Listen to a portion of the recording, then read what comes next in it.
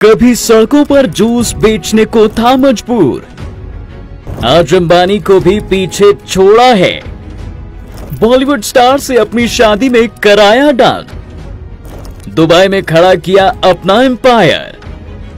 हम बात कर रहे हैं सौरभ चंद्राकर की, जो कभी सड़क पर जूस बेचने का काम किया करता था, लेकिन आज उसके पास इतना पैसा है कि जब उसने दुबई में शादी की तो इसने बॉलीवुड के बड़े बड़े सुपरस्टार्स भी रात भर नाचने के लिए मजबूर कर दिए। यहाँ तो कि इसने अपनी शादी में अपने रिश्तेदारों को दुबई बुलाने के लिए प्राइवेट जेट तक खड़े कर दिए। सुनने में तो ये किसी सक्सेसफुल एंटरप्रेन्योर की कहानी लगती है, जिसने गरीबी से उठकर अपनी मेहनत के दम पर इतनी दौलत कमाई हो, जो कि थोड़ी बहुत तो सच है, क्योंकि सौरभ ने मेहनत तो की है, लेकिन सट्टे में, लोगों को धोखा देने में, मनी लॉन्ड्रिंग में, और यही सब करके सौरभ एक दुनिया की हर उस ऊंचाई को छूने लगा जिसके लोग सिर्फ सपने देखते हैं। लेकिन इसकी शुरुआत दुबई से नहीं बल्कि छत्तीसगढ़ के छोटे से शहर भिलाई से हुई थी, जहां कम पढ़े लिखे होने की वजह से सौरभ के पास कोई काम नहीं था, इसलिए वो सड़क पर जूस बेचने की दुकान चलाता था, जिसका नाम महादेव जूस सेंटर था।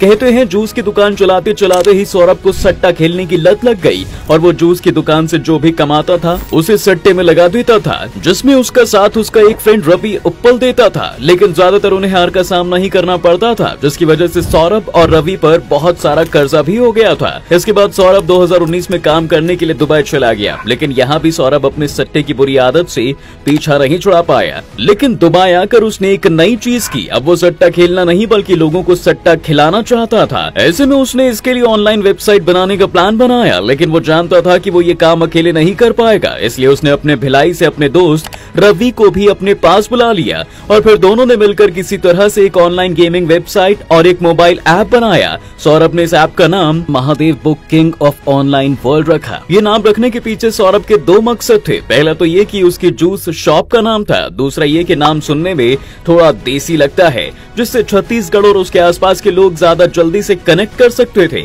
इसके बाद सौरभ ने अपना ये ऐप पहले छत्तीसगढ़ में लॉन्च किया, जिसमें लोग सट्टा लगाते और छोटी छोटी रकम जीत भी जाते। क्योंकि सौरभ पहले खुद सट्टा खेलता था तो उसे इस बात का अच्छे से अंदाजा था कि लोग उसके बिछाए इस जाल में जरूर फंसेंगे, और ऐसा हुआ भी।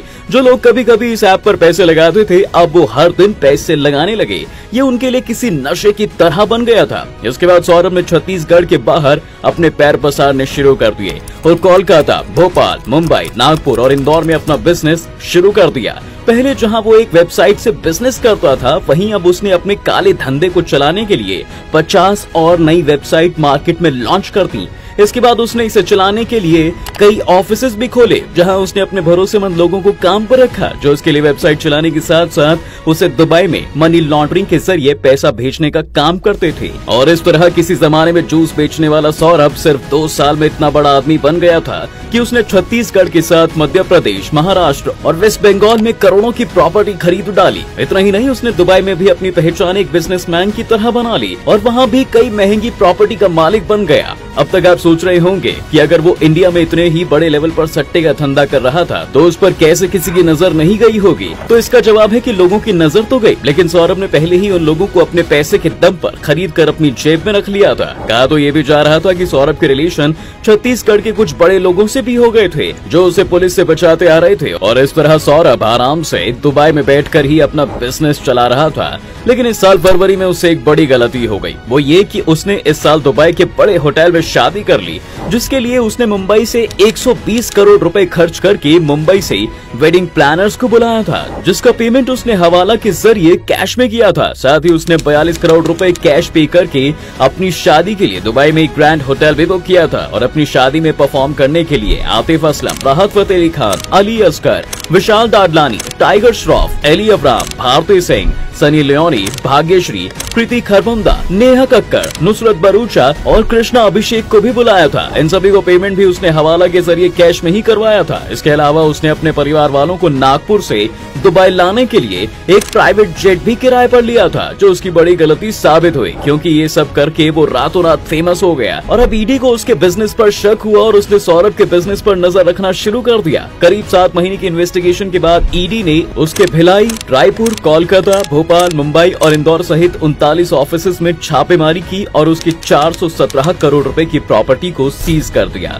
साथ ही ईडी ने छापेमारी के बाद बताया कि उन्हें इन ऑफिस से कम 5,000 करोड़ की मनी लॉन्ड्रिंग के सबूत मिले हैं, लेकिन इसके बाद भी सौरभ और रवि पुलिस और ईडी की पहुंच से बाहर हैं, क्योंकि दोनों अभी दुबई में खुलेआम घूम रहे हैं और उन्हें वापस ला पाना इंडियन गवर्नमेंट के लिए भी मुश्किल होने वाला है। अब आप चाहें तो इस जमाने का विजय माल्या इसे कह सकते हैं या कहें कि नीरव मोदी, और सरकारी कामकाज पर तो इसने सेंध लगा ही दी है, लेकिन ज्यादा दिन तक बच के रहने वाला है नहीं ये। बाकी आपकी इस बारे में क्या राय है हमें कमेंट सेक्शन में बताना ना भूलें, और ऐसे ही इंटरेस्टिंग कंटेंट के लिए फॉलो करें फैक्टिफाइड।